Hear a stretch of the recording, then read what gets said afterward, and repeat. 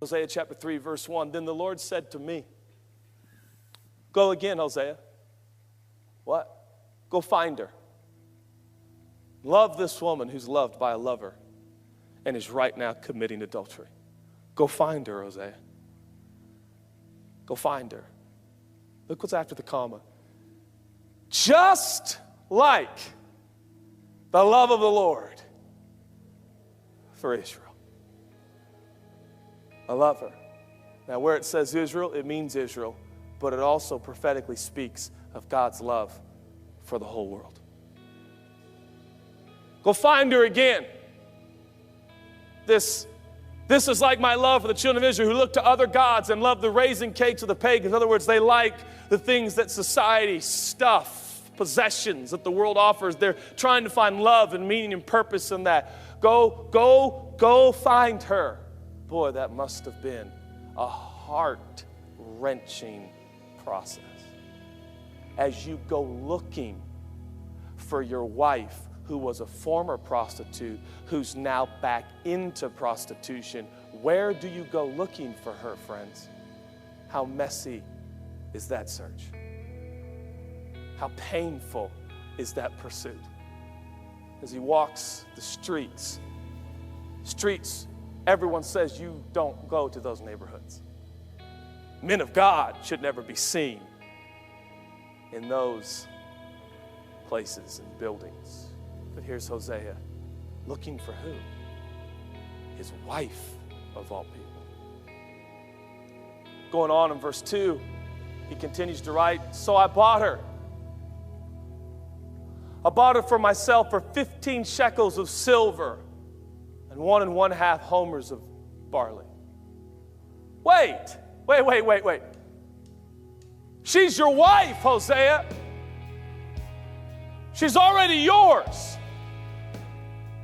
What was the scene like as Gomer's back in the sex slave industry? What are the chances? Does Gomer find her on some pedestal somewhere, chained and shackled, naked, being sold to the highest bidder? Hosea there sees his wife, the mother of their 3 children, and Hosea looks at her and says, excuse me, sir, that's my wife. He goes, sir, I don't care who you think she is. This is her price.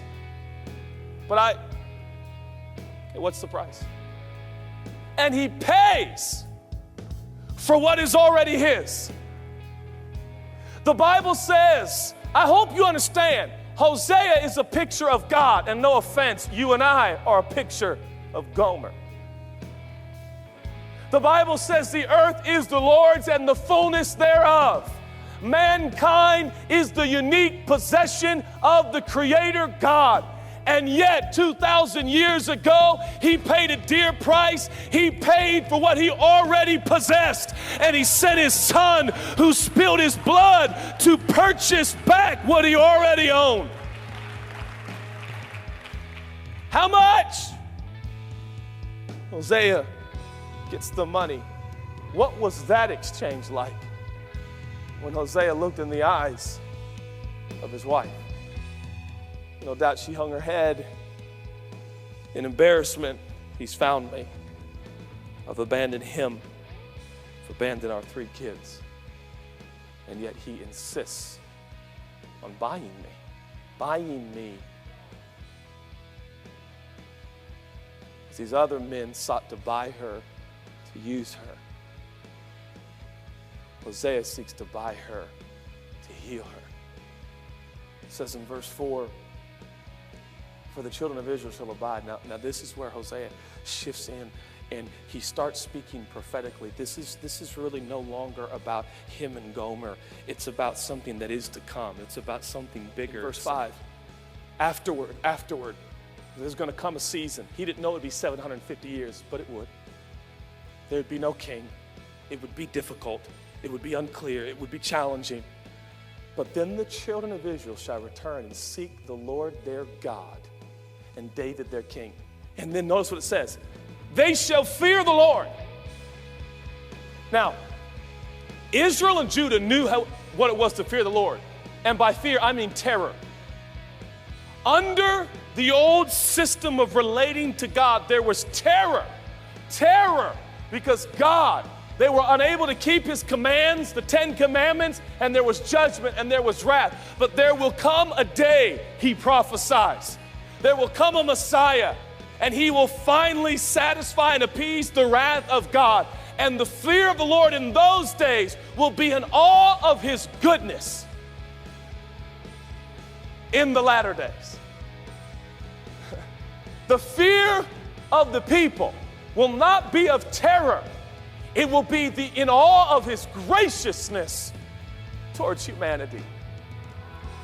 Hosea just bought Gomer, even though she was already his. This is the picture of the gospel. Salvation completes the work in spite of her sins, in spite of her doings, in spite of running away. And then he stands and says, and there will come a day, a King David will rise. And in those days they will fear his goodness. These are the days that we live in. Our Hosea has come.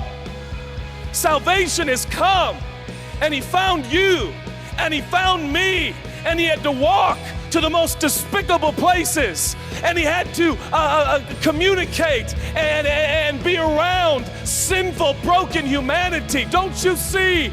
As Hosea searched for his wife, so Jesus came searching for the salvation of humanity. And by the way, when God found you, you were not so neat and nice and put together.